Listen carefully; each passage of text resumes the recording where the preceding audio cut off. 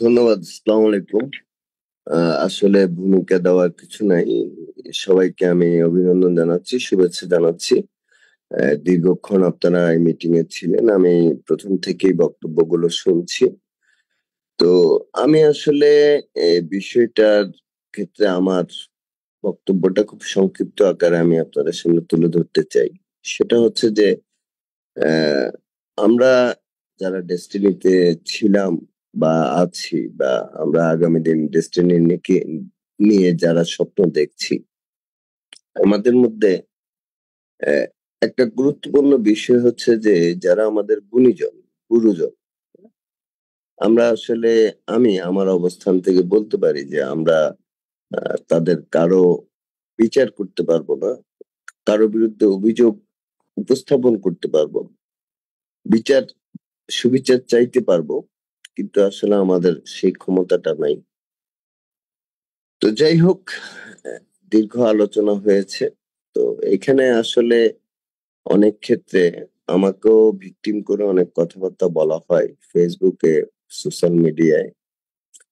তো সেই বক্তব্যগুলোর প্রেক্ষিতে আমি বিস্তারিত বলার সুযোগ নেই আজকে। আমি শুধু এতটুকু বলবো যে যেহেতু আমি দেশে আছি এবং আমি আসলে ১২ টি বছর জানতাম না যে আমার বিরুদ্ধে অভিযোগ কি।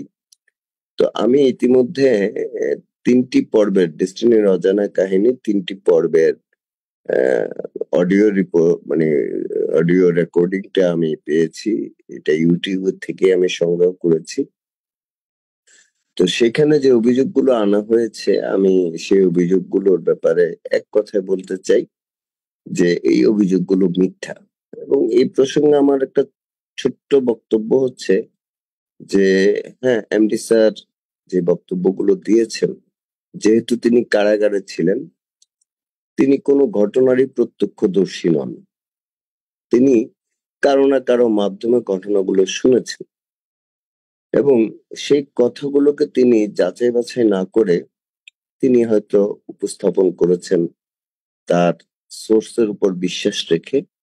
তো যেহেতু আমি দেশে আছি এবং আমি নিজেও বিষয়টাতে অত্যন্ত বিব্রত এবং আমি উনার অধিকাংশ অভিযোগ আমি প্রত্যাখ্যান করি। এবং আমি আহ্বান করেছি এবং আমি চেষ্টা করছি যে আমি এই বিষয়গুলো নিয়ে উনার সাথে আমি সরাসরি বসবো এবং নিঃসন্দেহে আমি এই বিষয়গুলো সম্পর্কে উনাকে সঠিক তথ্য দিতে পারবো।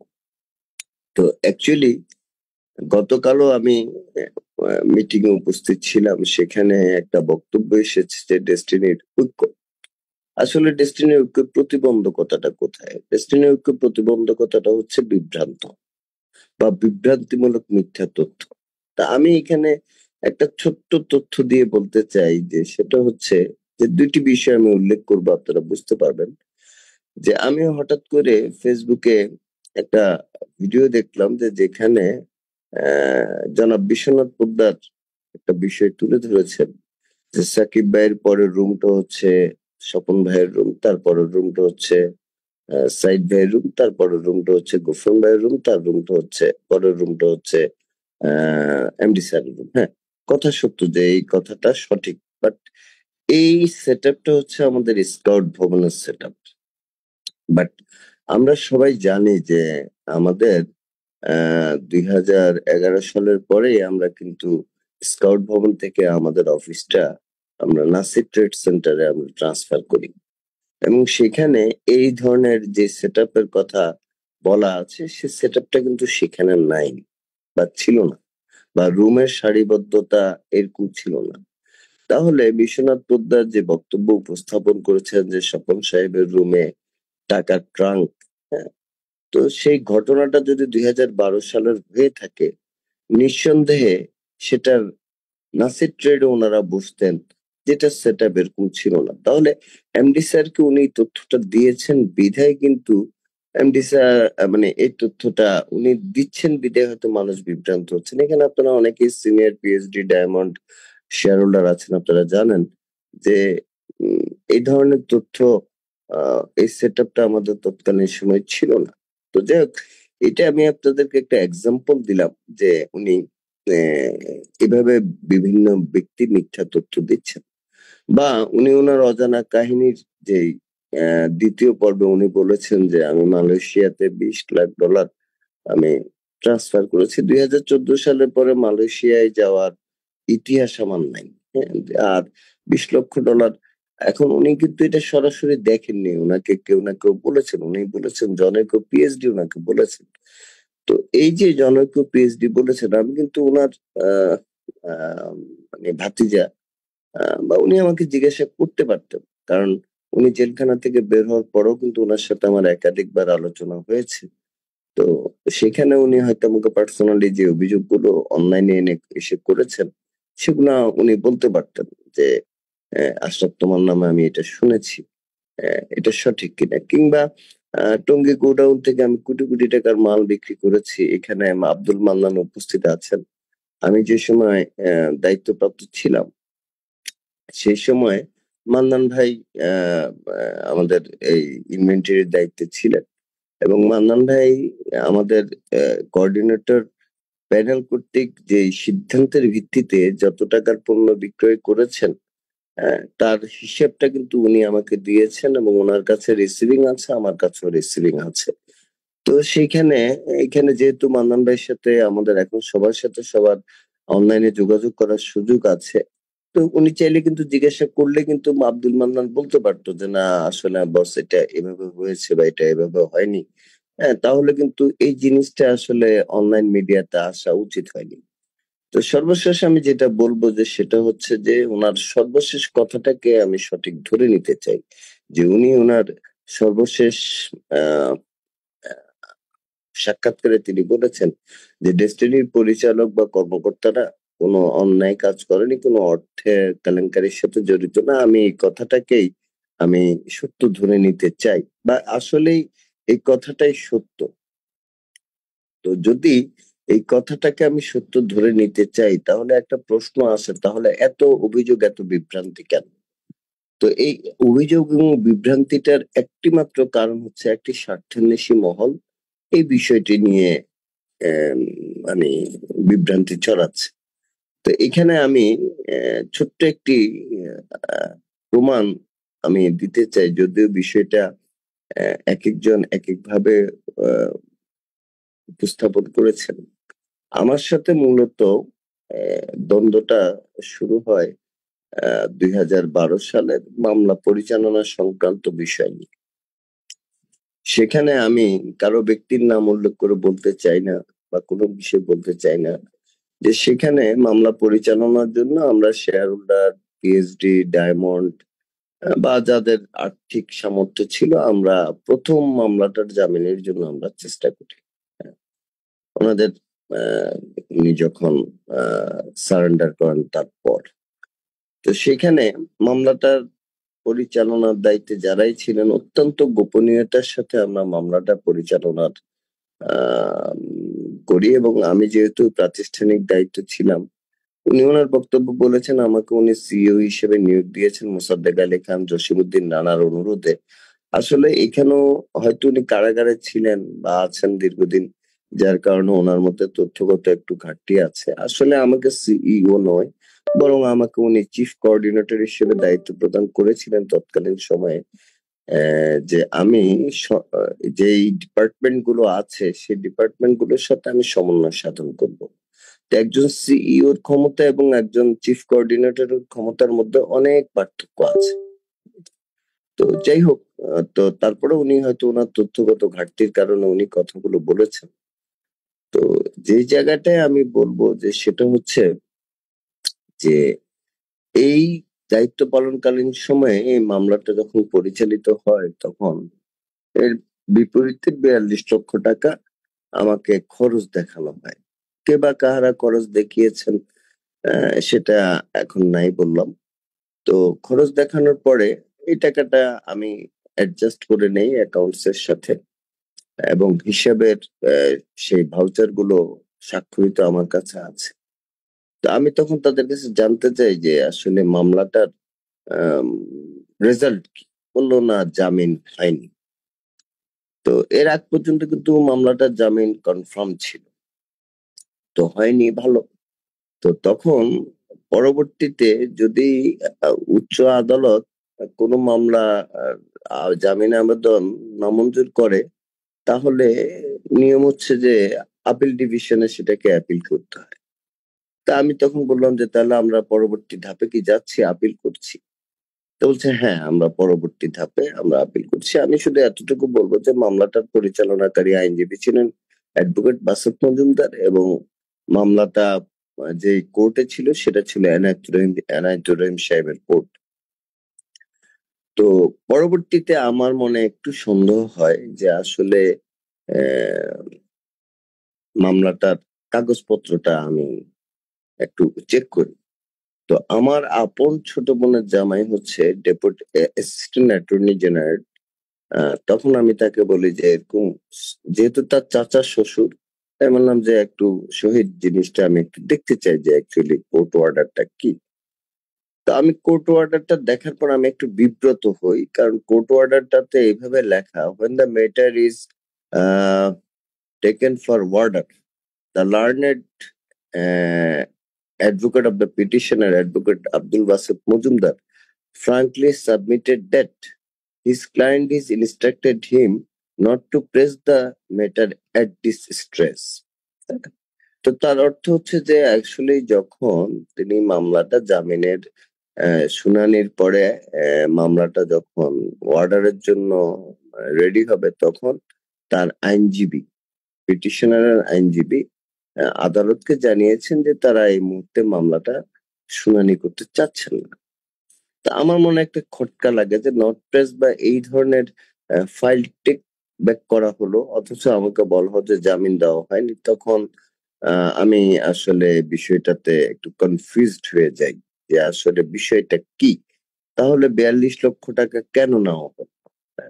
তো সেখান থেকে কিন্তু আসলে একটা বৃহৎ দ্বন্দ্বের সূত্রপাত।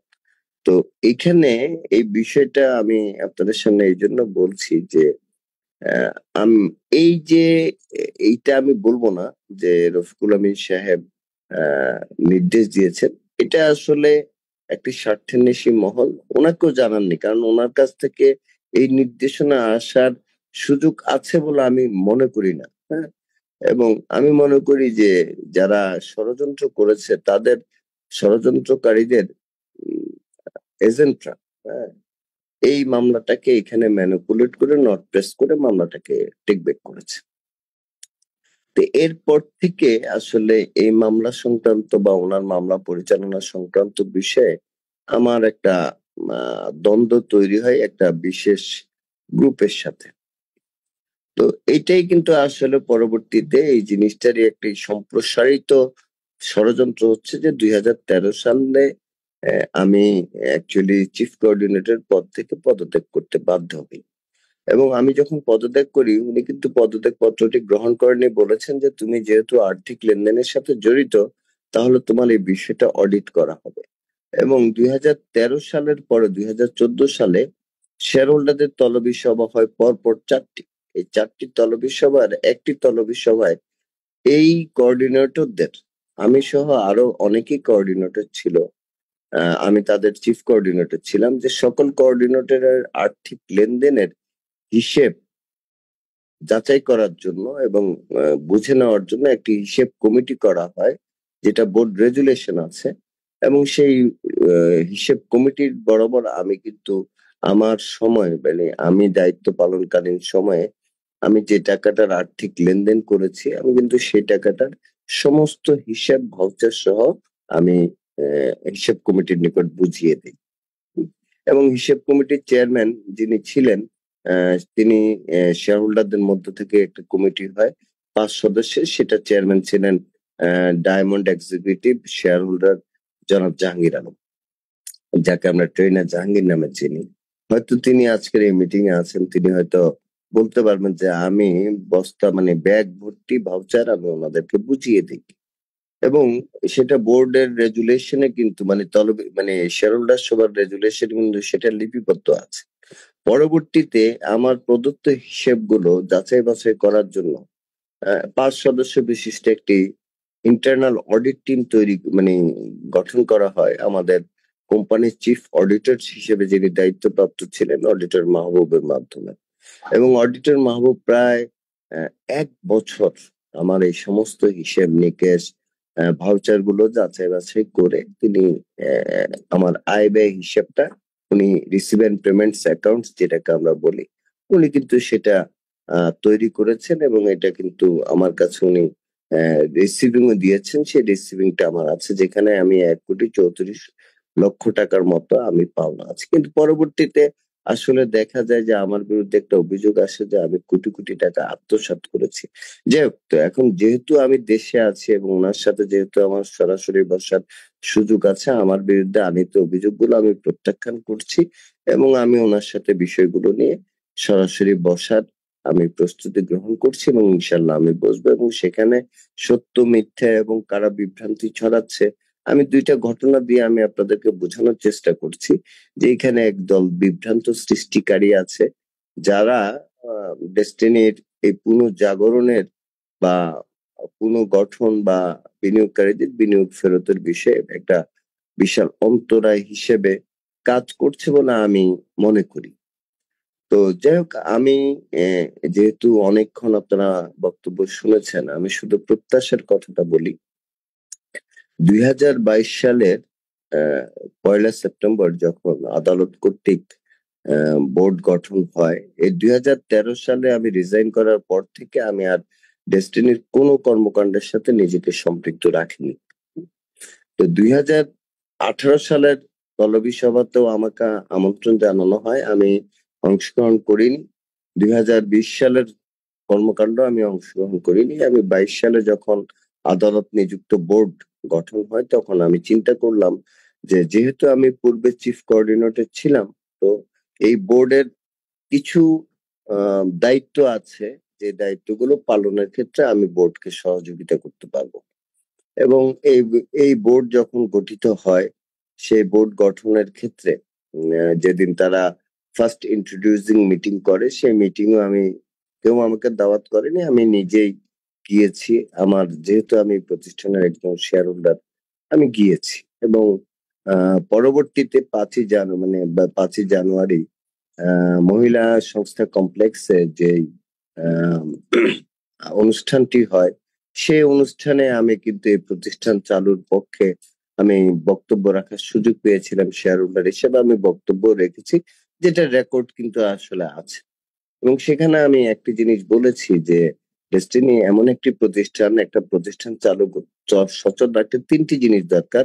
একটা হচ্ছে সম্পদ, একটা হচ্ছে লোকবল, আর একটা হচ্ছে ম্যানেজমেন্ট।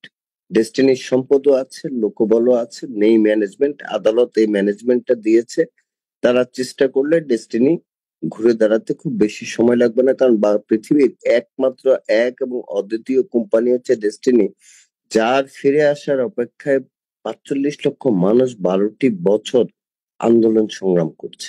হ্যাঁ, এবং যে প্রতিষ্ঠানের কোনো কর্মকর্তার বিরুদ্ধে কোনো গ্রাহক বা কোনো প্রতিষ্ঠান সংশ্লিষ্ট ব্যক্তি কোনো আদালতে, কোনো দপ্তরে, কোনো জায়গায় কোনো অভিযোগ প্রদান করেননি। তো সেই জায়গা থেকে আমি চেষ্টা করার একটা উদ্যোগ নিয়েছি। আমার উদ্যোগটা ছিল সম্পূর্ণ নৈতিক অবস্থান থেকে। এই নৈতিক অবস্থানটা হচ্ছে এরকম যে আমি ডেস্টিনির একজন ট্রেনার ছিলাম। আপনারা অনেকে জানেন যে আমি ডিএসটিসি সিইও ছিলাম। সারা বাংলাদেশে আমি ট্রেনিং করিয়েছি, মানুষকে স্বপ্ন দেখিয়েছি। সেই স্বপ্নটা পূরণ হতে পারছে না, এটার জন্য আমি ব্যক্তিগতভাবে দায়ী না হলেও আমার একটা নৈতিক দায় আছে। আমি সেই নৈতিক দায় থেকে আমার কোনো নেতৃত্বের প্রশ্নে নয়, আমি কোনো আর্থিক লাভবান হওয়ার লক্ষ্য নিয়ে নয়, আমি কাণ্ডে অংশগ্রহণ করার জন্য আমি মন স্থির করি।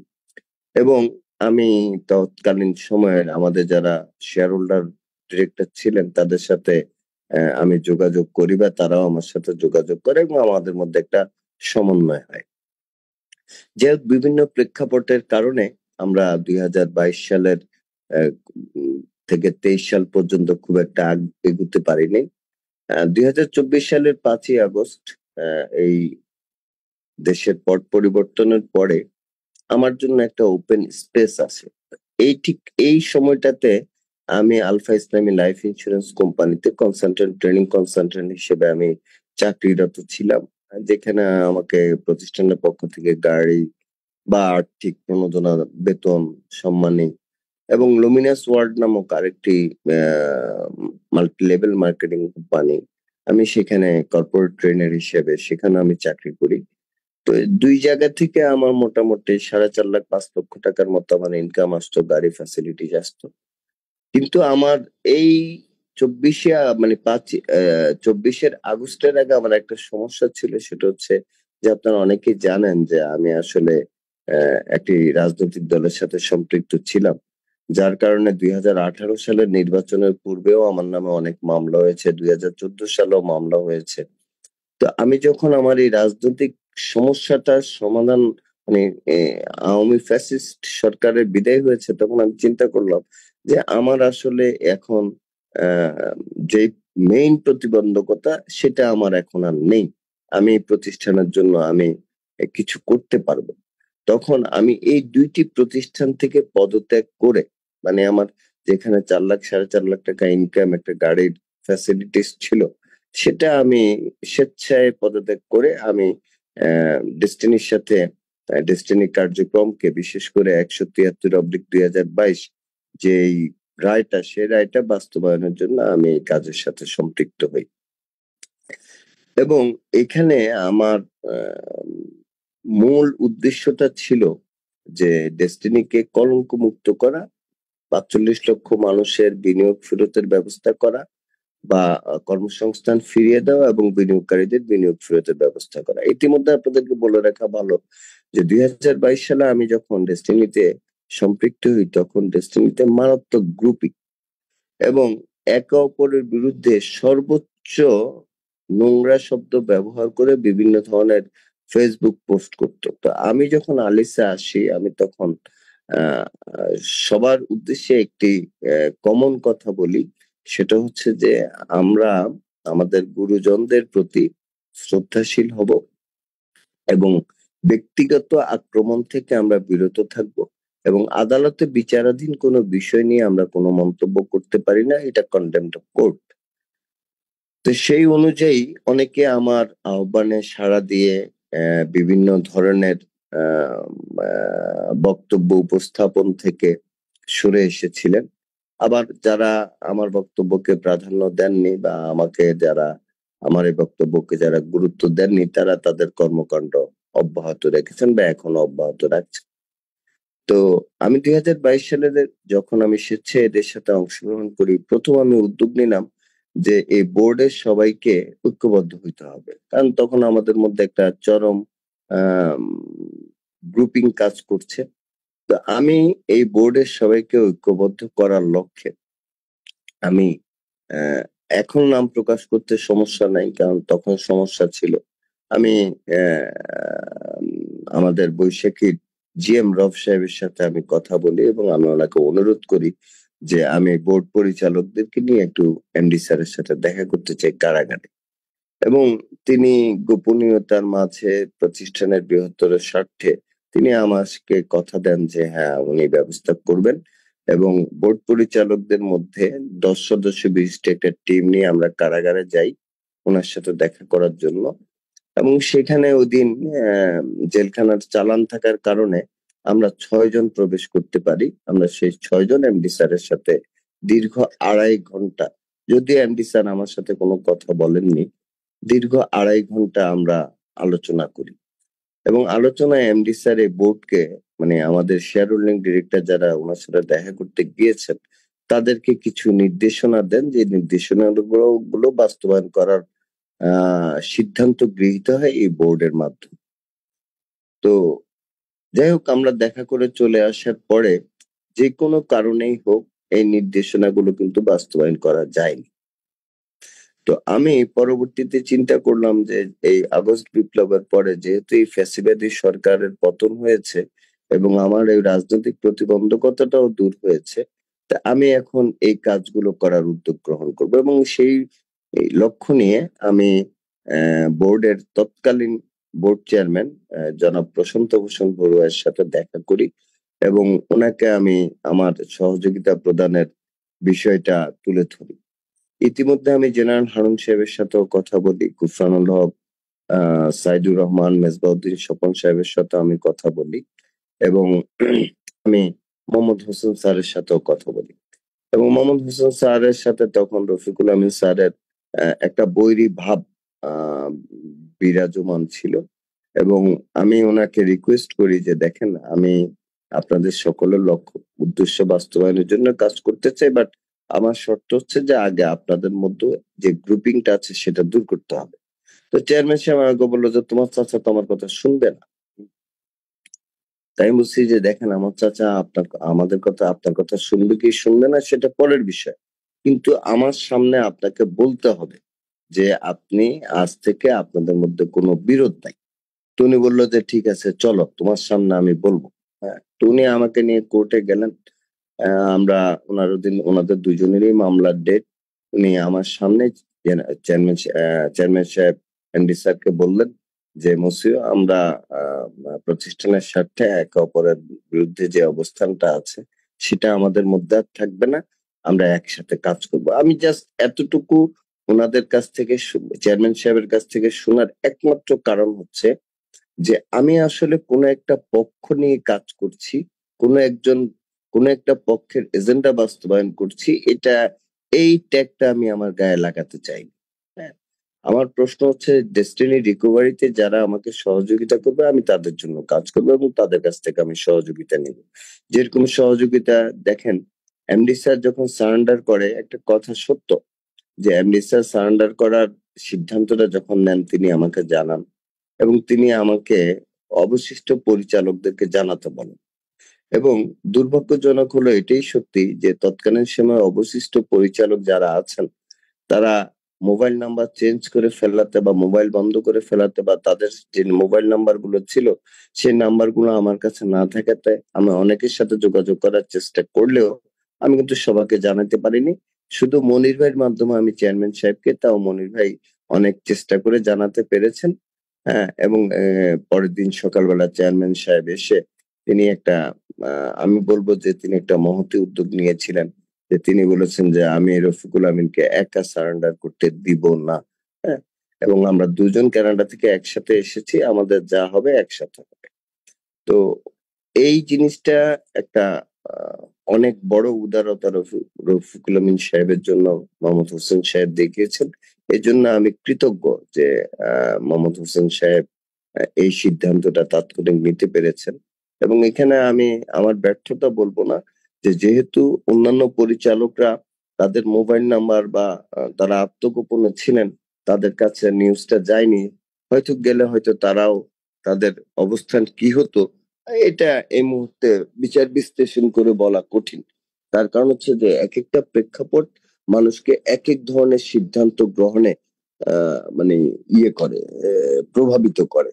এবং আমি মনে করি যে তৎকালীন সময়ে এমডি স্যার এবং চেয়ারম্যান সাহেব যে সিদ্ধান্তটা নিয়েছেন নিঃসন্দেহে প্রতিষ্ঠানের জন্য একটি ঐতিহাসিক সিদ্ধান্ত ছিল। তার কারণ হচ্ছে যে তারা যদি ওই মুহূর্তে সারেন্ডার না করতেন তাহলে ডেস্টিনি বাংলাদেশের ৪৫ লক্ষ মানুষ নয় বরং ১৬ কোটি মানুষের কাছে একটা প্রতারিত কোম্পানি হিসেবে এবং এই ডেস্টিনির আমরা যারা ছিলাম সবাই প্রতারক হিসেবে চিহ্নিত হতাম। তো যাই হোক, আমাদের দুর্ভাগ্য যে আমরা আইনের কাছে এখন পর্যন্ত আমরা মনে করছি যে আমরা সুশাসন পাইনি, সুবিচার পাইনি এবং এই জন্য আইনি প্রক্রিয়া আমাদের অব্যাহত আছে। বাট যেভাবে আইনি প্রক্রিয়াটা পরিচালিত হয়েছে এটার সাথে আমার ব্যক্তিগত অনেক দ্বিমত আছে, বাট হয়তো আমার করণীয় কিছু ছিল না বা করণীয় কিছু নেই। বাট যখন আমি আবার নতুন করে সম্পৃক্ত হই আগস্ট বিপ্লবের পরে, তখন একটা রূপরেখা তৈরি করি যে আসলে কি করব, একটা মাস্টার প্ল্যান তৈরি করি আমি নিজ থেকে এবং সেখানে গোফরান স্যার, সাইদ স্যার, স্বপন ভাই এবং অন্যান্য সিনিয়র অনেক পিএইচডি ডায়মন্ড এবং বিশেষ করে আলী সেন্টারের কে যারা দীর্ঘ 12 বছর পাহারা দিয়ে রেখেছেন তাদের সাথে আমি বসি এবং আমি তাদের সাথে একটা রূপরেখা তৈরি করার চেষ্টা করি এবং আমার রূপরেখার প্রথম কাজটা ছিল সকলের পরামর্শ নিয়ে, বিশেষ করে গোফরান স্যার, সাইদ স্যার, স্বপন ভাইয়ের পরামর্শ নিয়ে যে আমরা প্রধান উপদেষ্টা বরাবর আমাদের মামলাটা যে মিথ্যা, আমরা মিথ্যা মামলা প্রত্যাহার চাই, রফিকুল আমিন মোহাম্মদ হোসেনের নিঃশর্ত মুক্তি চাই, ডেস্টিনির কর্মসংস্থান ফিরে চাই, আমরা এই ধরনের একটা আবেদন আমরা করব। এবং সেই অনুযায়ী আমি নভেম্বর মাসের 3 তারিখে প্রধান উপদেষ্টার দপ্তরে আমি এই আবেদন পত্রটি আমি জমা দেই, যেটা হচ্ছে যে আমরা যেখানে এই মামলাটার ব্যাপারে আপত্তি জানাই যে এই মামলাটা আমাদের বিরুদ্ধে একটা মিথ্যে মামলা, এবং আমরা রফিকুল আমিন মোহাম্মদ হোসেনের মুক্তি চেয়েছি, এবং পুনঃ তদন্ত পূর্বক এই মামলাটা আমরা প্রত্যাহার চেয়েছি, যেহেতু এই মামলা সংশ্লিষ্ট ৪৫ লক্ষ মানুষের কোনো অভিযোগ এই মামলায় আমরা কেউ করিনি, এবং সারা বাংলাদেশে কোনো ক্রেতা পরিবেশক বিনিয়োগকারী আমাদের বিরুদ্ধে কোনো অভিযোগ দায়ের করেনি 12 বছরেও। এটা আমাদের একটা স্ট্রং গ্রাউন্ড ছিল। এবং আমি এই আবেদনটা করার পরে, যদিও সকলের সহযোগিতা নিয়ে, সকলের পরামর্শ নিয়ে, আইনজীবীদের পরামর্শ নিয়ে, এবং তৎকালীন সময়ে 2জন ডেপুটি অ্যাটর্নি জেনারেলের পরামর্শ নিয়ে আমি গোফরান স্যারের প্রত্যক্ষ, সাইদ স্যার, সবুজ স্যারের প্রত্যক্ষ সহযোগিতায় আমি এই আবেদনটা সাবমিট করি। এবং আবেদনটা সাবমিট করার পর আপনারা অনেকেই জানেন, যারা আলিস সেন্টারে বসেন, সরকারের বিভিন্ন সংস্থা থেকে লোকজন এসেছে এবং আবেদনকারী হিসেবে আমার কাছ থেকে তারা বিভিন্ন ধরনের তথ্য উপাত্ত তারা সংগ্রহ করেছে, এবং তারা আশ্বস্ত করেছে যে এই বিষয়ে তারা একটা পদক্ষেপ নেবেন। এখন সরকারি মহলে আবেদন করাটা হচ্ছে আমার এখতিয়ারের মধ্যে পড়ে, কিন্তু পরবর্তী ঘটনা কি ঘটবে সেটা কিন্তু আসলে এটা আমার এখতিয়ারের মধ্যে পড়ে না। এবং আমি একটা রোড ম্যাপ করি যে চেয়ারম্যানের সাথে আলোচনা করে, মানে চেয়ারম্যান মধ্যে ব্যারিস্টার প্রশান্ত ভূষণ বড়ুয়ার সাথে, যে দিস ওয়ে এভাবে আমরা এগোতে পারি। এবং সেই অনুযায়ী উনি আর্থিক অক্ষমতার বিষয়টা তুলে ধরেন। কারণ সিইও হিসেবে শামসুল হক ভূঁইয়া সাহেব মারা যাওয়ার পর, আল্লাহ তাকে বেহেশত নসিব করুক, মারা যাওয়ার পর ডেস্টিনির প্রশাসনিক ব্যয় নির্বাহের ক্ষেত্রে একটা ব্যাপক আর্থিক অসঙ্গতি বা অক্ষমতা পরিলক্ষিত হয়েছে। এবং জুলাই মাস, আগস্ট মাস পর্যন্ত 6 মাসের বেতন, ভাড়া, কর্মচারী বেতন ইত্যাদি ইত্যাদি যারা কর্মরত ছিলেন তারা পাওনা ছিলেন। আর 8জন কোঅর্ডিনেটর, 10জন কোঅর্ডিনেটর যারা 2012 সাল থেকে নিয়োগপ্রাপ্ত ছিলেন, তারা তো অদ্যাবধি কোনো বেতন পাননি। যারা বিভিন্ন সময়ে বিভিন্ন বোর্ড কর্তৃক যাদের নিয়োগ ছিল, তারা অবৈতনিক ভাবেই কাজ করছে। এবং আমিও চেয়ারম্যান মহোদয়কে তখন বলি যে হ্যাঁ, আমিও অবৈতনিক ভাবে কাজ করব, এবং এই আর্থিক সক্ষমতা যেন সৃষ্টি হয় এই ব্যাপারে ওনার সাথে একটা প্রস্তাবনা দেই। যে সেই প্রস্তাবনাটা হচ্ছে যে ব্যবসা শুরু করার নিমিত্তে আমরা ডেস্টিনির শেয়ার হোল্ডারদের পক্ষ থেকে 50 লক্ষ টাকা পর্যন্ত এই বোর্ডকে আমরা আর্থিক সহযোগিতা প্রদান করব। তো যাই হোক, এই বিষয়টার পরে, এবং এই টাকাটা দেওয়ার পিছনে মূল শর্তটাই ছিল যে আমরা ব্যবসাটা শুরু করব। হ্যাঁ, তো সেই অনুযায়ী আমরা কর্মচারীদের বেতন, অফিসের সার্ভিস চার্জ এবং অন্যান্য দায় দেনা শেয়ার হোল্ডারদের কাছ থেকে সহযোগিতা নিয়ে আমরা কিন্তু প্রদান করা শুরু করি। এবং সেখানে আমাদের ফরেন ডিরেক্টর যারা আছেন, বিদেশের শেয়ার হোল্ডার যারা আছেন, তারা ব্যাপক সহযোগিতা করেছেন, এবং তাদের সহযোগিতা নিয়ে তাদের কাছে কৃতজ্ঞ আমি। আর দেশের মধ্যে অবস্থিত যে শেয়ার হোল্ডার আছেন, তাদের মধ্যে ওখান থেকে 2জন শেয়ার হোল্ডার, সাইফুল আলম রতন এবং ডায়মন্ড নেক্সাস জাহাঙ্গীর, 1 লক্ষ 2 লক্ষ টাকা, এবং পরবর্তীতে রতন আরো অনেক টাকা, আরো প্রায় 1 লক্ষ টাকার উপরে, বা এখনো সে তা আর্থিক সহযোগিতা প্রদান করছে। একটা নির্দিষ্ট লক্ষ্য নিয়ে কাজ শুরু করি, এবং সেই লক্ষ্য অনুযায়ী আমরা একের পর এক প্রথম যে কাজটি করি, যেটা আমাদের এমডি সাহেব ওই জেলখানায় যে কাজটা বলেছেন, যে ট্রেড লাইসেন্স নবায়ন করা, অডিটের উদ্যোগ নেওয়া, সার্ভার চালু করা, এমএলএম লাইসেন্সের আবেদন করা, এই বিষয়গুলোকেই কিন্তু রূপরেখার মধ্যে নিয়ে আসি। এবং প্রতিষ্ঠানের আর্থিক সক্ষমতা সৃষ্টির লক্ষ্যে আমরা একটা মার্কেটিং প্ল্যান তৈরি করার সিদ্ধান্ত নেই বোর্ড থেকে, এবং সেই অনুযায়ী আমরা বিভিন্ন ধরনের প্রস্তুতি শুরু করি। এবং যার সর্বশেষ বহিঃপ্রকাশ কতটুকু করেছি সেটা আপনারা 5ই জানুয়ারির আমাদের যে প্রতিষ্ঠা বার্ষিকীর প্রোগ্রাম হয়েছে, সেখানে 3জন ইন্ডিপেন্ডেন্ট ডিরেক্টর সহ অনেক পরিচালক এবং শেয়ার হোল্ডাররা বক্তব্য রেখেছেন। সে বক্তব্যে আপনারা জেনেছেন, বা আপনারা সে বক্তব্য এখনো অনলাইনে আছে, যেখান থেকে আপনারা দেখতে পারবেন যে আমরা আসলে ব্যবসাটা কতটুকু আমরা শুরু করতে পারতাম। পরবর্তীতে রফিকুল আমিন স্যার যখন বের হলেন, তার সাথে যখন আমার ২ ঘন্টা আলোচনা হলো চেয়ারম্যান সাহেবের উপস্থিতিতে, তিনি আমাকে বললেন যে, "আশরাফ, অন্য একটা কোম্পানির চালু করা আর ডেস্টিনি চালু করার মধ্যে একটা বৃহৎ পার্থক্য আছে। মিডিয়া ছাড়বে না। আমাকে অলরেডি আইন প্রয়োগকারী সংস্থা থেকে বিভিন্ন ধরনের প্রশ্ন করা হচ্ছে। তো তোমার প্রতি অনুরোধ থাকলো যে লাইসেন্সের আবেদন করে তুমি ব্যবসাটা শুরু করো। তা না হলে এমএলএম আইন অমান্যর অভিযোগে তোমার তোমরা যারা আছো তাদের বিরুদ্ধে কিন্তু 10 বছরের জেল হবে, মামলা হবে।" আমি তার এই বক্তব্যটাকে অত্যন্ত পজিটিভলি নিয়েছি এবং আমি কিন্তু সেই অনুযায়ী আমাদের ব্যবসা শুরুর প্রাক প্রস্তুতি সম্পূর্ণ হওয়ার পরেও, স্টেটমেন্ট জেনারেট করার সমস্ত কাজ সম্পন্ন করার পরেও আমি সেভাবেই কিন্তু জিনিসটা এগিয়েছি এবং আপনারা জানেন যে 25শে মার্চ জয়েন্ট স্টকে আমরা আমাদের লাইসেন্সের আবেদনটি আমরা জমা দিই এবং বাংলাদেশে বিগত সময়ে কোনো কোম্পানিকে জয়েন্ট স্টক লাইসেন্সের আবেদনের লাইসেন্স দেয়নি বা আবেদনপত্র গ্রহণ করেনি, বাট আমাদেরকে এই আবেদনপত্রটা তারা গ্রহণ করেছে। কারণ 173-তে একবার স্পষ্টভাবে বলা আছে যে রাষ্ট্রের একজন সেপারেট জুরিডিকশন পার্সন হিসেবে এই প্রতিষ্ঠানের চেয়ারম্যান এই প্রতিষ্ঠানের ব্যবসায়িক কর্মকাণ্ড পরিচালনা করতে পারবেন, যেখানে কোনো ব্যক্তি বা রাষ্ট্রীয় কোনো প্রতিষ্ঠান কোনো বাধা সৃষ্টি করতে পারবে না। এবং আরজিএসসি, এসএসসি মিনস হচ্ছে দুর্নীতি দমন কমিশন এবং বাংলাদেশ ব্যাংকের গভর্নরের প্রতি সরাসরি নির্দেশনা ছিল যে এই কার্যক্রমে তারা যেন সহযোগিতা করে, বোর্ডকে আন্তরিকভাবে সহযোগিতা করার নির্দেশ ছিল। সেই লজিকে জয়েন্ট স্টকে আমরা আবেদনটা দেই। তো যাই হোক, ইতিমধ্যে অনেক বিতর্ক, অনেক কথা, চাইলে আরো অনেক কিছু বলা যায়। তো পরিশেষে আমি যেটা বলবো যে বিষয়গুলো নিয়ে কথা বলতে গেলে আমারও 1-2 ঘন্টা সময় লাগবে। আমি সেই সময়টা নষ্ট করতে চাই না। এই মুহূর্তে আপনাদেরকে আর বিরক্ত করতে চাই না। আমি ডেস্টিনিকে নিয়ে সুন্দর একটি আগামীর ভবিষ্যৎ দেখতে পাই এবং আমি বিশ্বাস করি যে ডেস্টিনিতে আগের চেয়ে অনেক শক্তিশালী অবস্থানে ডেস্টিনি ফিরে আসবে।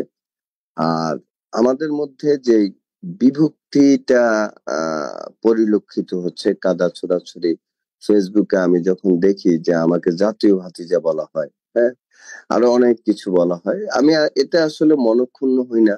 এই জন্য হই না যে যারাই যা বলছে তাদের জ্ঞানের সীমাবদ্ধতা থেকেই বলছে। তাদের এই বলাগুলো তাদের জ্ঞানের সীমাবদ্ধতার কারণে তারা বলছে। এবং এগুলা বাস্তবতা বিবর্জিত। কারণ আমি ওপেন একজন মানুষ। আমি কোনো অপরাধমূলক কাজ করে থাকলে আমি আমি তো আছি। আমাকে তো ডেকে সেগুলো ক্লারিফাই করতে পারতো। তবে মনের মধ্যে একটা দুঃখ আছে যেটা আমি আসলে প্রকাশ করতে পারবো না। তার কারণ হচ্ছে অভিযোগ। আমি আমার গুরুজনদের প্রতি অভিযোগ করতে পারি না। কারণ সেই যোগ্যতা আমার নাই।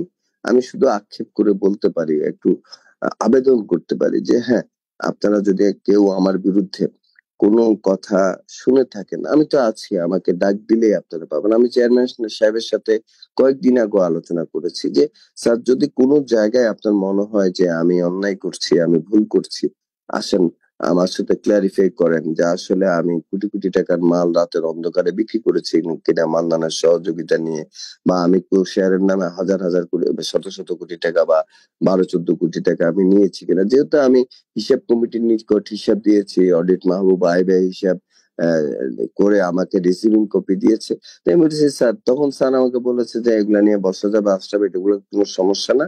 একটা গোষ্ঠী চায় না যে তোমরা চাচা ভাতিজা আমরা সবাই ঐক্যবদ্ধ থাকি, এটা চায় না। আমি বলছি যদি কথাটা সত্য হয় তাহলে সেই গোষ্ঠীটাকে আগে চিহ্নিত করেন এবং তাদেরকে আপনারা প্রতিহত করেন, তাদেরকে ত্যাগ করেন। তা এখানে আজকে আমাদের অনেক সিনিয়র পিএইচডিরা আছেন যারা রাত জেগে আমার কথাগুলো শুনছেন। আমি আপনাদের বিরক্তির কারণ হব না। আরো হাজার হাজার লোক কিন্তু এই অনলাইনে, যেহেতু ফেসবুকে প্রচারিত হচ্ছে, আমার বক্তব্য শুনছেন। আমি শুধু একটি কথাই বলবো যে আমি একটি চমৎকার ডেস্টিনির স্বপ্ন দেখি, যে ডেস্টিনি অবশ্যই বাংলাদেশের নিজেদের উপর যে কলঙ্ক, সেই কলঙ্ক মুক্ত একটি ডেস্টিনি হবে। সেই ডেস্টিনি আমাদের উপর যে অভিযোগ এসেছে সেই ডেস্টিনি প্রমাণ করতে পারবে যে ডেস্টিনি কারো টাকা আত্মসাৎ করেনি, ডেস্টিনি কোনো প্রতারণা করেনি। এবং রফিকুল আমিন স্যার সর্বশেষ যে বক্তব্যটা দিয়েছেন সেটাই সত্য প্রমাণিত হবে যে ডেস্টিনির কোনো পরিচালক, কোনো কর্মকর্তা, কোনো কর্মচারী কোনো টাকা আত্মসাৎ করেনি। এটাই সত্য, এটাই প্রমাণিত হবে। এবং আমি বিশ্বাস করি যে ডেস্টিনির যে পরিমাণ অর্থ সম্পদ আছে, সে অর্থ সম্পদ দিয়ে আমাদের উপর অর্পিত যে দায়, আদালতের নির্দেশনা অনুযায়ী আমরা নিঃসন্দেহে বিনিয়োগকারীদেরকে আমরা সে দায়টা পরিশোধ করতে পারবো। তবে হ্যাঁ, এখানে আমার যেটা প্রত্যাশা থাকবে যে আমাদের গুরুজন যারা আছেন, নিঃসন্দেহে তারা ঐক্যবদ্ধ হলে এই কাদা ছোড়াছুরিটা আসলে শেষ হয়ে যাবে। দেখেন আজকে Gufran sir, Saeed sir, Swapan sir বা আমি অনলাইনে এসে অনেক কথা বললাম, আরো বলবো। এতে কিন্তু আসলে সমস্যার সমাধান হবে না। সমাধানটা কেন হবে না? তার কারণ হচ্ছে যে আজকে আমরা একটা কথা বললাম, কালকে আরেকটা মিথ্যাচার করবে, আবার আমরা উত্তর দিব, আবার মিথ্যাচার করবে, আবার উত্তর দিব। এই উত্তর দেওয়া আর মিথ্যাচারের মাঝে কিন্তু আমাদের কোনো লাভ নাই। হ্যাঁ, তার কারণ হচ্ছে এই মিথ্যাচার আর উত্তর দিলে আজকে আমি নিজেকে একেবারে ফেরেস্তা প্রমাণ করলাম, এতে কিন্তু বিনিয়োগকারীরা বিনিয়োগ ফেরত পাবেন না, কর্মসংস্থান প্রত্যাশীরা কর্মসংস্থান ফেরত পাবেন না, ডেস্টিনি চালু হবে না। গোফরান স্যার নিজেকে আজকে একেবারে যদি ফেরেস্তা প্রমাণ করে দেন, হ্যাঁ, যে তাহলে কোনো লাভ নাই। কারণ হচ্ছে এই ফেরেস্তা প্রমাণের মাধ্যমে কিন্তু বিনিয়োগকারীরা বিনিয়োগ ফেরত পাবেন না, কর্মসংস্থান প্রত্যাশীরা কর্মসংস্থান পাবেন না। কখন পাবেন? যখন আমরা ঐক্যবদ্ধ হয়ে আমরা প্রতিষ্ঠানটাকে চালু করব। আমরা বিনিয়োগকারীদের বিনিয়োগ ফেরতের জন্য আদালতে যাব, আদালত থেকে আমরা নির্দেশনা নিব। আমাদের ব্যবসায়িক কর্মকাণ্ড যথাযথ আইন অনুযায়ী 2013 সালের প্রণীত এমএলএম নিয়ন্ত্রণ আইনকে ফলো করে আমরা যে মার্কেটিং প্ল্যান করেছি, সেই মার্কেটিং প্ল্যান অনুযায়ী স্টেটমেন্ট জেনারেট করলে আমরা মনে করি যে আমাদের বিনিয়োগকারীরা, কর্মসংস্থান প্রত্যাশীরা কর্মসংস্থান ফিরে পাবেন। তবে হ্যাঁ, আপনাদের প্রতি আমার একটা আহ্বান আছে। এই আহ্বানটা সকলের প্রতি। আমি জানি যে এই জুম মিটিং এ আমার অনেক গুরুজনরা আছেন যাদের কাছে আমি নির্দ্বিধায় এই আবেদনটা করতেই পারি। এবং আমি শেয়ার হোল্ডার হিসেবে বা সাবেক ব্যবস্থাপনা সমন্বয়ক হিসেবে বা ডেস্টিনির একজন নিবেদিত কর্মী হিসেবে আমি আপনাদের সবার কাছে একটা আবেদন করতে পারি যে আজকের পর থেকে, আজকে আমরা সত্য মিথ্যা যাই শুনলাম, আমরা এই জিনিসটাকে, এই এই প্রতিহিংসামূলক, প্রতিযোগিতামূলক বক্তব্যের বিতর্কে আমরা আর এগিয়ে না যেয়ে আমরা যে যার অবস্থান থেকে আমরা একটা উদ্যোগ নিব, সেটা হচ্ছে যে কথা নয়, ডেস্টিনি কাজে বিশ্বাসী। আমরা কোনো কথা শুনতে চাই না, বিচার আমাদের অনেক হয়েছে। দেখেন এমডি স্যার একটা চমৎকার কথা বলেছেন। সেটা তিনি কি বলেছেন? এমডি স্যার বলছেন যে আদালত আমাকে 12 বছরের সাজা দিয়েছেন, সর্বোচ্চ সাজা দিয়েছেন, তার মানে এই না আমি অভিযুক্ত। তার কারণ হচ্ছে যে আমি আপিল করেছি। সর্বোচ্চ আদালত কর্তৃক যতক্ষণ পর্যন্ত রায় নিষ্পত্তি না হবে ততক্ষণ পর্যন্ত আমি আসলে দোষী, এটা প্রমাণ করা যাবে না।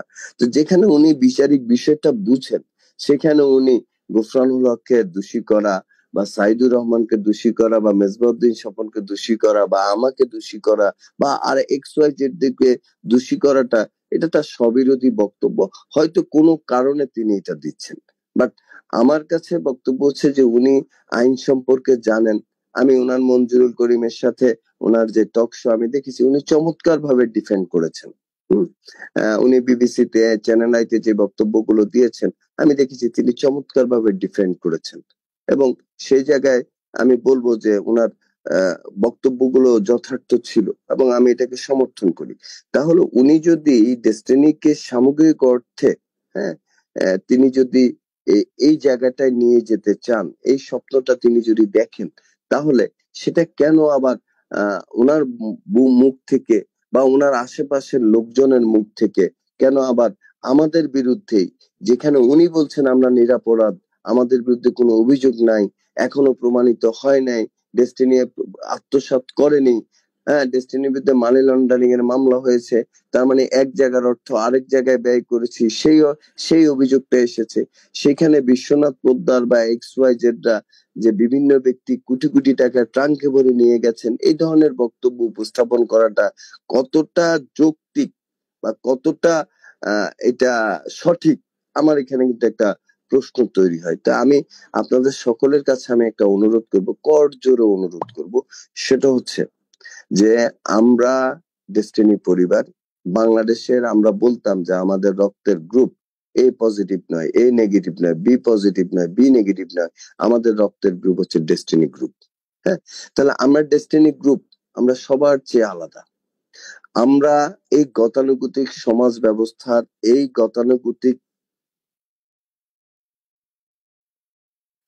গতানুগতিক বিষয়গুলোর মধ্যে আমরা না, আমাদের মধ্যে প্রচন্ড রকমের ট্রেনিং আছে, আমাদের মধ্যে প্রচন্ড রকমের একটা নৈতিক শিক্ষা আছে, আমাদের মধ্যে প্রচন্ড রকমের একটা লিডারশিপ আছে, আমাদের মধ্যে প্রচন্ড রকমের একটা আত্মবিশ্বাস আছে। আমরা অন্যদের চেয়ে আলাদা, এটা আমরা প্রমাণ করেছি যে আমরা 12 বছর আমরা কোনো টাকা পয়সা উপার্জন করতে পারিনি, কিন্তু তারপরও আমরা একটা লোক ডেস্টিনির বিরুদ্ধে যে কোনো অবস্থান গ্রহণ করিনি, কোনো অভিযোগ করিনি। আরো 50 বছরও যদি আল্লাহ আমাকে বাঁচিয়ে রাখে, আমি কোনোদিনও ডেস্টিনির বিরুদ্ধে কোনো অভিযোগ করব না। কারণ আমার আমার সমস্ত অর্জন এই ডেস্টিনি থেকে। সেই অর্জনের ক্ষেত্রে রফিকুল আমিন স্যারের যেরকম অবদান আছে, মোহাম্মদ হোসেন স্যারের অবদান আছে, সাইদুর রহমান সাহেবের আছে, গোফরানুল হক সাহেবের আছে, মেজবাউদ্দিন স্বপনার আছে, একবারে রুট লেভেলের ডিস্ট্রিবিউটরের আছে। কারণ শিখার কোনো নির্দিষ্ট জায়গা নাই। হ্যাঁ, যিনি শিখতে চান একজন শিশুর কাছ থেকেও তিনি শিখতে পারেন।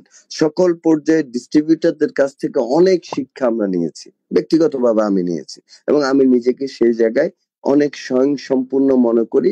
এবং আমি মনে করি যে এই যে এতগুলো মানুষ আমাদেরকে বিশ্বাস করে, এতগুলো মানুষ আমাদের দিকে তাকিয়ে আছে, আমাদের নৈতিক দায়িত্ব হচ্ছে যে আমরা তাদের জন্য সম্মিলিতভাবে সর্বশক্তি দিয়ে আর একটি বার চেষ্টা করব, আর একটি বার চেষ্টা করব ডেস্টিনিকে কলঙ্ক মুক্ত করার জন্য, আর একটি বার চেষ্টা করব মানুষের কর্মসংস্থান ফিরিয়ে দেওয়ার জন্য, আর একটি বার চেষ্টা করব বিনিয়োগকারীদের বিনিয়োগ ফেরত দেওয়ার জন্য, আর একটি বার চেষ্টা করব যে স্বপ্নটা আমরা দেখেছিলাম ডেস্টিনিকে নিয়ে, ক্ষুধামুক্ত দারিদ্র্যমুক্ত একটি বাংলাদেশ গঠনে আমরা ডেস্টিনির ভূমিকা রাখবো। সেটা কোনো রাজনৈতিক দলের মাধ্যমে নয়, আমাদের মোটো ছিল, আমাদের ডেস্টিনির উদ্দেশ্য ছিল যে ডেস্টিনির মাধ্যমে আমরা এটা করব। জানেন, আমি ছোট্ট একটা ঘটনা দিয়ে আমি আমার বক্তব্যটা শেষ করব, আপনাদের বিরক্তির কারণ হব না।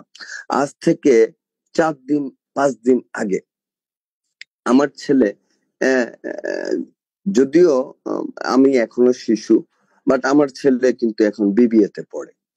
তো আমার ছেলে বিকেল সন্ধ্যার দিকে বাসার বাইরে যাচ্ছে ট্রাউজার পরে, পকেটে একটা তার মানি ব্যাগ ছিল। আমার আম্মা অসুস্থ, মানি ব্যাগে আম্মা টাকা দিয়েছে ওষুধ কেনার জন্য। আনফরচুনেটলি সে যখন রিক্সা থেকে নামলো, সে দেখলো তার পকেটে টাকা নাই, মানি ব্যাগটা পড়ে গেছে। তো সে তখন খুব মন খারাপ করলো যে আমার আম্মা খুবই অসুস্থ, ওনার ওষুধটা কেনার টাকাটা হারিয়ে ফেলেছে। সে মন খারাপ করে বাসায় আসলো। আসার পর আমি তাকে আবার টাকাটা দেই এবং তাকে বলি যে আল্লাহ এটা জানে সদকা, কোনো বিপদ তোমার উপর এসেছিল, আল্লাহ এই সদকার মাধ্যমে এই জিনিসটা তোমাকে এটা এইভাবে গেছে, তুমি এটাকে এইভাবে চিন্তা করো।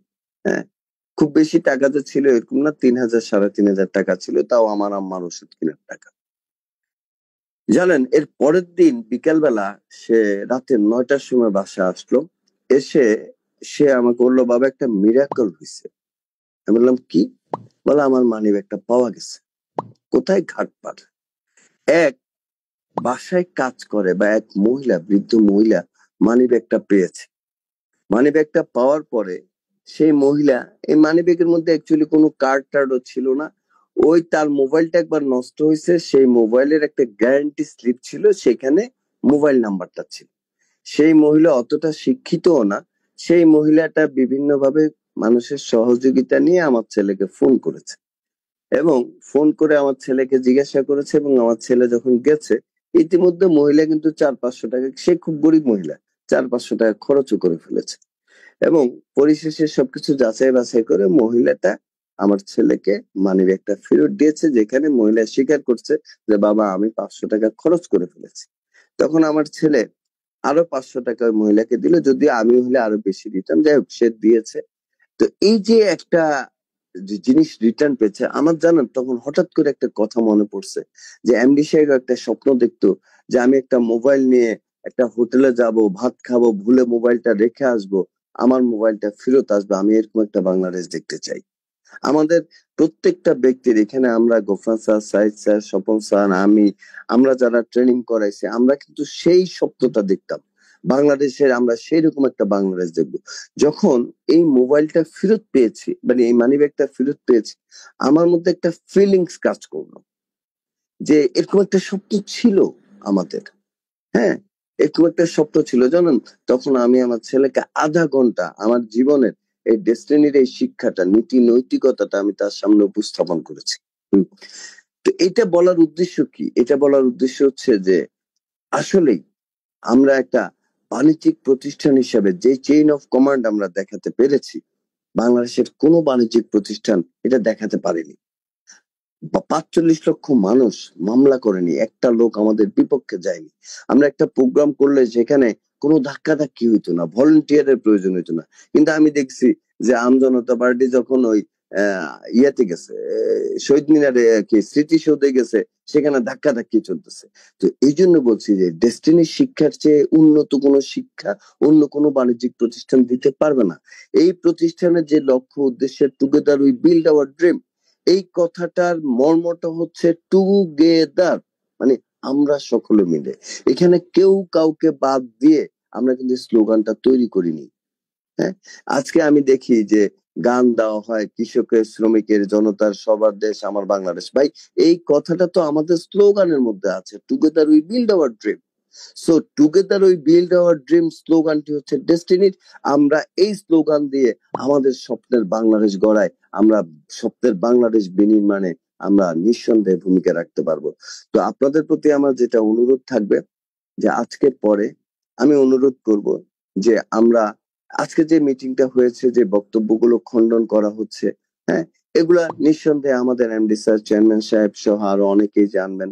কেউ পজিটিভলি নেবেন, কেউ নেগেটিভলি নেবেন। কালকে কেউ আবার এই বক্তব্যের বিরুদ্ধে আবার মন গড়া পোস্ট দিবেন, আমার বক্তব্যের বিরুদ্ধে দিয়ে কোনো লাভ নাই ভাই। আমরা ওই একটা জায়গায় ফিরে আসতে চাই, আমাদের রুটে ফিরে আসতে চাই। ইসলাম ধর্মের যেরকম 5টি স্তম্ভ, ডেস্টিনির ঠিক একটা স্তম্ভ, সেই স্তম্ভটা হচ্ছে together we build our dream. Together, কোনো বিভক্তি নয়। আমরা ঐক্য চাই, আমরা ঐক্যবদ্ধভাবে কাজ করতে চাই। হ্যাঁ, আমরা মানুষ, আমাদের মধ্যে ভুল হতে পারে। আমি আশরাফ ভুল করতে পারি, যেহেতু আমি ফেরেশতা আমি। হ্যাঁ, আমি ভুল করতে পারি, এক্স ওয়াই জেড যে কোনো মানুষ ভুল করতে পারে, কারণ কোনো মানুষ ভুলের ঊর্ধ্বে নয়। তো এই ভুলটাকে ভুল বুঝিয়ে এটাকে দীর্ঘায়িত করার কোনো কারণ নাই। আমার দৃষ্টিতে প্রত্যেকটা ব্যক্তি যে যার অবস্থান থেকে সর্বোচ্চ চেষ্টা করছেন পজিটিভলি। আমি যারা পজিটিভলি চেষ্টা করছেন, আমি তাদের পক্ষে। আমি চেয়ারম্যান এমডি সাহেবকে প্রশ্ন করেছি, আমি চেয়ারম্যান সাহেবকে প্রশ্ন করেছি, এই যে আমি প্রধান উপদেষ্টার কাছে এই বক্তব্যের সাথে কি আপনার দ্বিমত আছে? না, দ্বিমত নেই। তাহলে আমি তো আপনাদের মতের সাথে মত মিলিয়ে কাজ করছি, তাহলে আমার বিরুদ্ধে সমালোচনা কেন? আমাদের বিরুদ্ধে সমালোচনা কেন? আলিস সেন্টারে কি এমন যারা আছে, যারা না খেয়ে দিনের পর দিন যারা কাজ করছে, কেন তাদের বিরুদ্ধে সমালোচনা? উনি আমাকে একটা উত্তর দিয়েছেন, আমি সেটা এখানে বলতে চাই না। তো পরিশেষে আমি শুধু এতটুকু বলবো যে শিক্ষার একটা বহিঃপ্রকাশ আছে। দেখেন, আমরা বাসে উঠলে দেখি যে ব্যবহারে বংশের পরিচয়। হুম, তার মানে আপনার অ্যাটিটিউড, আমরা অ্যাটিটিউডের উপর অনেক ট্রেনিং করেছি এবং আমরা ফাইনালি বলতাম অ্যাটিটিউড ইজ এভরিথিং। দেখেন, আমরা বলেছি দৃষ্টিভঙ্গি বদলান, জীবন বদলে যাবে। আমরা কি ভুলে গেছি কথাগুলো? যদি ভুলে যে না থাকি, আমি আবারও বলবো আমরা সেই শিক্ষায় ফিরে আসি। আমাদের মূল শিক্ষাটা আমাদের ডেস্টিনিকে ঐক্যবদ্ধ করবে। আমাদের মূল শিক্ষাটা পরস্পর সমালোচনা, গীবত থেকে আমাদেরকে দূরে সরিয়ে নিয়ে আসবে। আমাদের মূল শিক্ষাটা আমাদের ডেস্টিনিকে এগিয়ে নিয়ে যাওয়ার মূল শক্তি হবে। আমি বিশ্বাস করি আমরা প্রত্যেকের প্রতি যার যার অবস্থান থেকে আমরা শ্রদ্ধাশীল হব। শ্রদ্ধার সাথে প্রত্যেকটি ব্যক্তির, দেখেন, ব্যক্তিগত জীবনে আমার অনেক সমস্যা থাকতে পারে, বাট প্রাতিষ্ঠানিক জীবনে আমি কি করেছি, আমার কাছ থেকে যে ভালো দিকটা আছে সেটাকে আপনি গ্রহণ করেন। ফলো মাই গুড ওয়ার্কস, আমার গুড ওয়ার্কসটাকে আপনি ফলো করেন। তাহলে দেখবেন যে আমরা আমাদের কাঙ্ক্ষিত জায়গায় ফিরে আসব। এবং আমি বিশ্বাস করি যে আজকের এই আলোচনা আমাদের মধ্যে নতুন একটি বোধ উদয় তৈরি করবে, আমাদের মধ্যে ঐক্যের একটা জায়গা তৈরি করবে, যে ঐক্যবদ্ধ শক্তিটা আগামী 7 দিনের মধ্যে চাইলে ডেস্টিনিকে সক্রিয় ডেস্টিনিতে রূপান্তর করতে পারে। এই ঐক্যবদ্ধ শক্তিটা চাইলে আগামী 1 মাসের মধ্যে আদালতে রিপেমেন্ট লেআউট সাবমিট করতে পারে।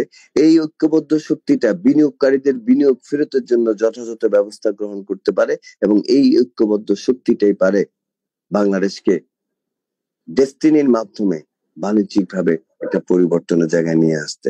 তো আমি জানি যে আহ, আমার আমার কারো প্রতি কোনো ক্ষোভ নাই, আমার কারো প্রতি কোনো অভিযোগ নাই, আমার অনুরাগ আছে।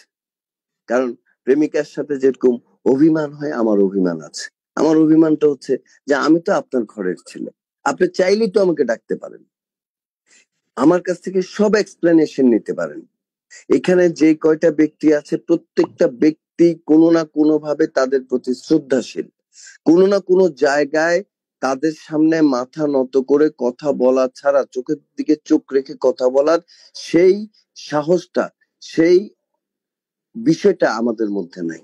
কিন্তু আমরা এই 1 level, 2 level, 3 level, 1 cycle, 2 cycle, যারা ডেস্টিনির ইতিহাস জানে না, জন্মের ইতিহাস জানে না, তাদের কাছ থেকে যখন আমরা বিভিন্ন ধরনের কটূক্তি শুনি, আমাদের কিন্তু তখন খুব খারাপ লাগে। ডেস্টিনির জন্মে যখন এখানে যদি সিনিয়ররা থাকেন, আপনারা জানবেন যে ডেস্টিনি নিউ থেকে জন্ম হয়।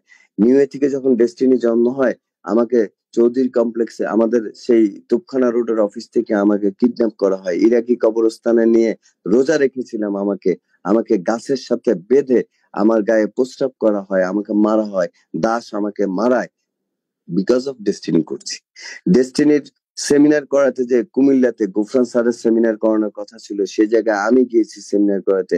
ডায়মন্ড মমিন মিয়াজি, জামাল মিয়াজি, তারপরে দেলোয়ার, আরো অনেকেই সেই সেমিনার আয়োজন করেছিল।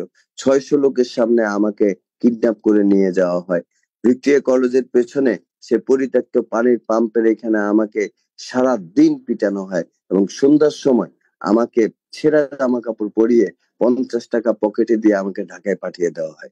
তো ত্যাগ আমাদের অনেক কিছু আছে, কত ত্যাগ করেছি, কি করেছি, কতটুকু মানবেতর জীবন যাপন করছি, কি করছি, এটা যার যার অবস্থান থেকে সে জানে, যার যার দুঃখের কথা সে বলতে পারে।